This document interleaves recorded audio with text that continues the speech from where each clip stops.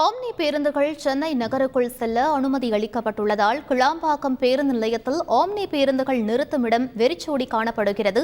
இது பற்றிய கூடுதல் தகவல்களை எமது செய்தியாளர் நவீன் சொல்ல கேட்கலாம். வணக்கம் நவீன், தற்போது அங்கு நிலவக்கூடிய சூழல் என பதிவு பண்ணுங்க. வணக்கம். அதாவது கடந்த ஜனவரி 24ஆம் தேதி முதல் கிளாம்பாக்கம் கலைஞர் நூற்றாண்டு பேருந்து முனையத்திலிருந்து தென் மாவட்டங்களுக்கு செல்லக்கூடிய ஆம்னி பேருந்துகள் இயக்கப்பட்டு வந்தது. இந்த நிலையில் ஆம்னி பேருந்து உரிமையாளர்கள் சென்னை உயர்நீதிமன்றத்தில் வழக்கு தாக்கல் செய்தனர். அந்த வழக்கில் சென்னை மாநகருக்குள் ஆம்னி பேருந்துகளை அனுமதிக்க வேண்டும் என அவர்கள் தெரிவித்திருந்தார்கள்.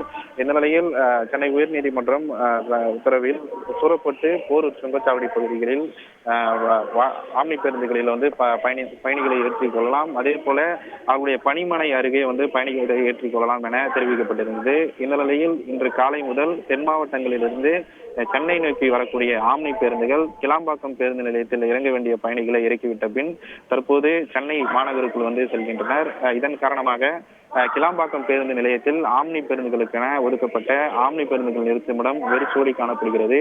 இங்கு தென் மாவட்டங்களிலிருந்து வரக்கூடிய பெரும்பாலான பேருந்துகள் இங்கு பயணிகளை இறக்கிவிட்ட பின் சென்னைக்கு செல்கின்றனர். ஒரு சில ஆம்னி பேருந்துகள் மட்டுமே இந்த பகுதியிலே நிறுத்தி வைக்கப்பட்டிருக்கிறது. விவரங்களுக்கு நன்றி நவீன். செய்திகளை உடனுக்குடன் தெரிந்து கொள்ள உடனே சப்ஸ்கிரைப் பண்ணுங்க.